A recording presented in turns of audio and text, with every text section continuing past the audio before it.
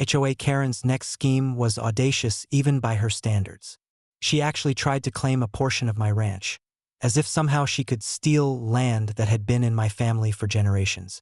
When I heard about her latest attempt, I simply shook my head and prepared my next move. This wasn't a battle of words. It was a battle of legality, strategy, and a touch of theatrics. The first sign of trouble was an official-looking letter delivered to my mailbox. Karen, in her infinite audacity, had filed a claim asserting that part of my property belonged to the HOA. I calmly opened it, noting the incorrect acreage, laughably bad survey diagrams, and her overuse of bold, underlined text. I called my attorney immediately.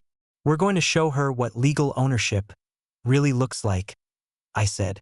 The next morning, Karen arrived at my driveway with a clipboard, a camera, and an entourage of HOA members. She was ready to literally step onto my land and mark it as her own. She walked confidently, drawing lines in the dirt, measuring imaginary boundaries, and muttering about community entitlement. I watched from the porch, casually sipping coffee. Then, with a few well-placed calls, I initiated the ultimate countermeasure. I legally cut off access to the entire neighborhood.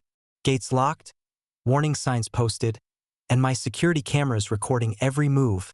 Karen's path to her claimed land was completely blocked.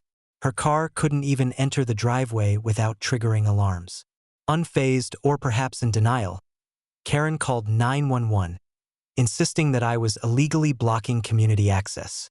I calmly answered the officer on the phone, explaining the situation.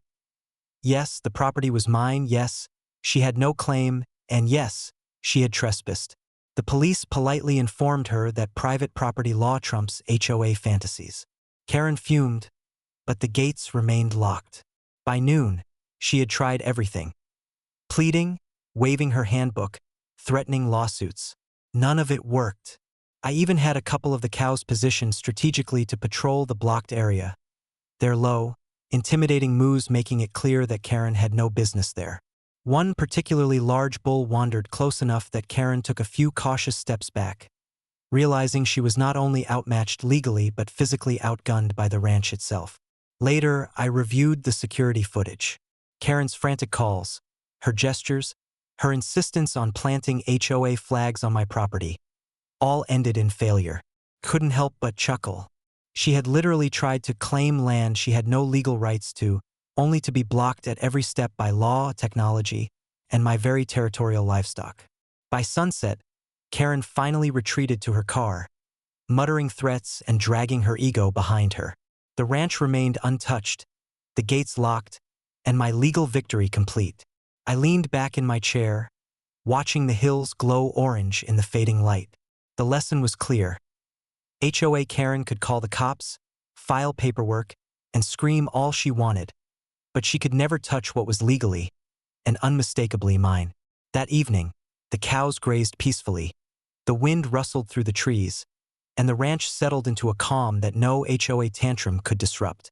Karen's attempt to steal a slice of my life had failed spectacularly, and the ranch, once again, had emerged victorious.